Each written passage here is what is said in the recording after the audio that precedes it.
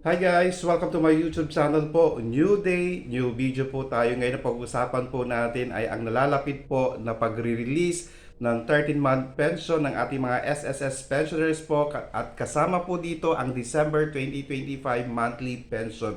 Guys, bukas na po yan sa ating mga SSS pensioners po. Bukas na po yan, marirelease ang ating 13-month pension sa SSS at ang inyong December 2025 monthly pension. So bukas po, abang-abang na po kayo sa inyong mga ATM accounts dahil darating na po iyan.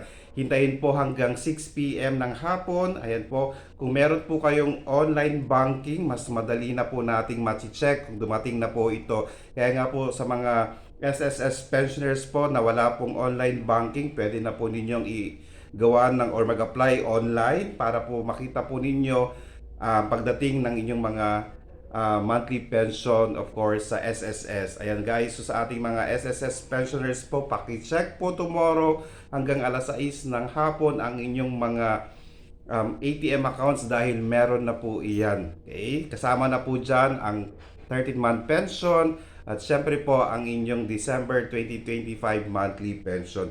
At syempre po, paalala po sa ating mga SSS pensioner, huwag po natin kalimutang mag-comply ng AKOP dahil pinaka-importante po ito para hindi po masuspend ang inyong monthly pension.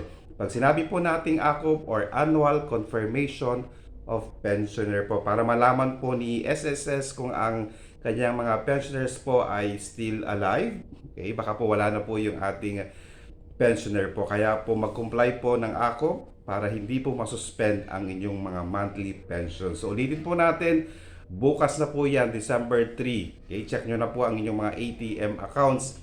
Sigurado po ako meron na po yan. Kasi may mga bangko po na mas maaga pong nagre-release ng inyong 13-month pension at December 25 monthly pension. Sana po nakatulong po ako. Please do not forget to subscribe, like, and share para po lagi po kayong updated sa ating mga videos. Maraming salamat po and stay safe. Bye-bye!